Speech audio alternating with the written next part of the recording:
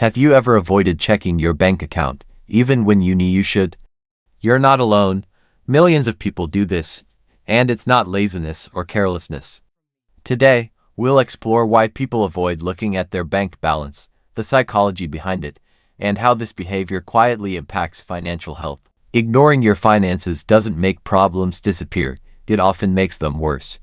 Many adults feel a mix of stress, fear, or guilt when looking at their account. This avoidance may seem harmless, but over time, it can prevent savings, hide overspending, and even increase debt. Meet Alex. He's 32 years old. A working professional, earning around $70,000 a year. On the surface, everything looks fine. He pays his bills on time. Rent is covered. Utilities are handled. He enjoys a decent lifestyle. No chaos. No obvious financial crisis. But there's one habit Alex never talks about. Every month, he avoids checking his bank account. Until the last possible moment. Not because he's lazy. Not because he doesn't care. Because it makes him anxious. Opening his banking app triggers a rush of emotion. Stress. Guilt. That sinking feeling in his stomach. He worries about seeing a balance lower than expected. About charges he forgot. About decisions he regrets, so he delays.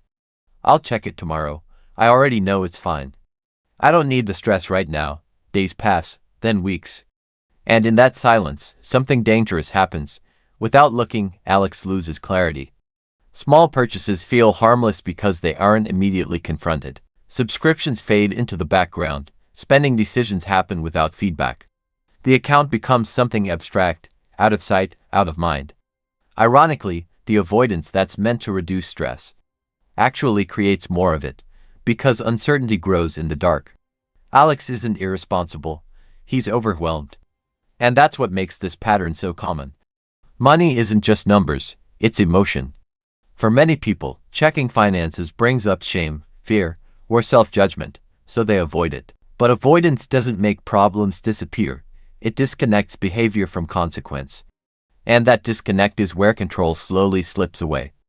Alex's story isn't about bad money habits, it's about what happens when emotion quietly takes control of awareness, and how that can shape financial outcomes without you realizing it. Avoiding your bank balance feels like relief.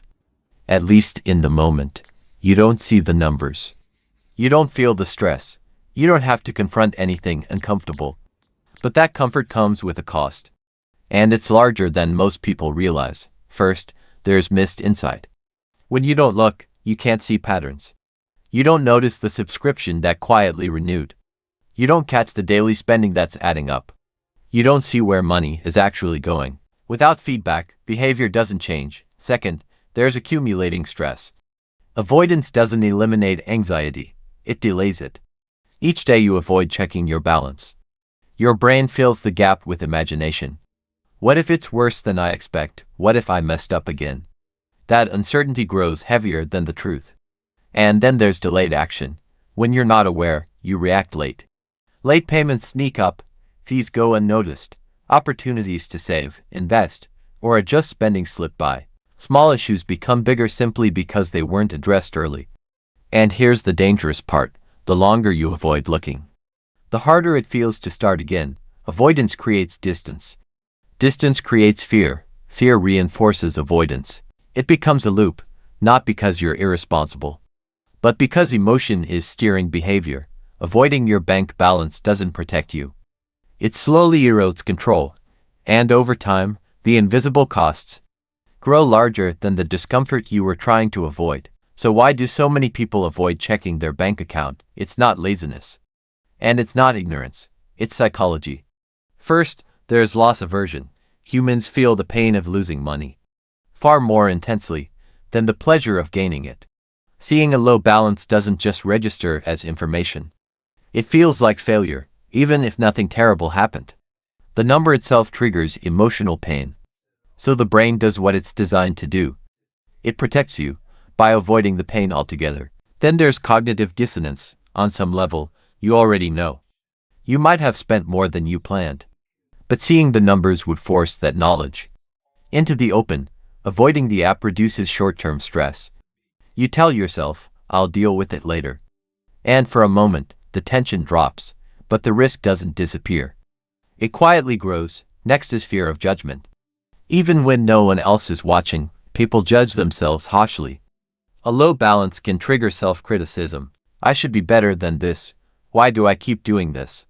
That internal judgment feels uncomfortable. So the brain avoids the situation entirely.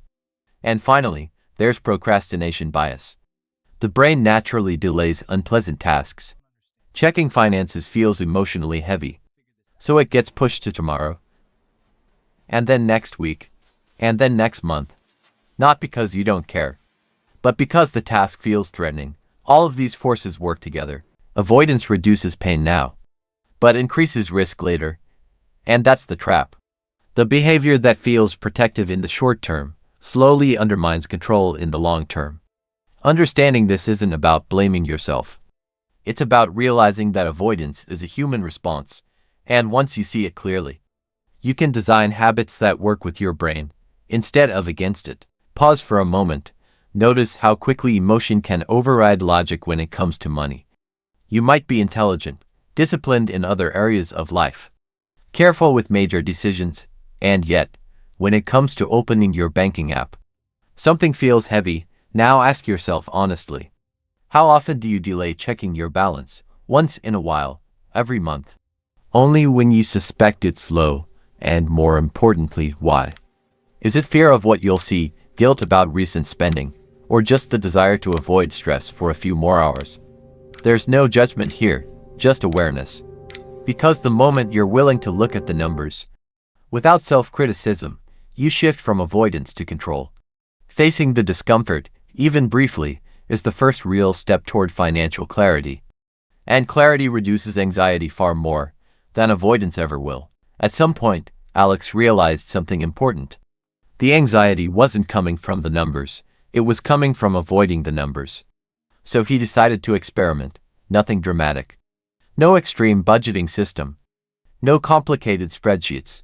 Just one small commitment. He scheduled a fixed time every week, same day, same hour, to review his accounts. Not when he felt ready. Not when he was in the mood. Scheduled.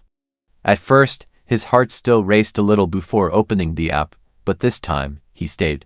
Instead of staring at raw numbers, he used simple visuals and charts. Seeing spending categories in colors made the data feel less threatening and more objective. Rent, groceries, entertainment, subscriptions.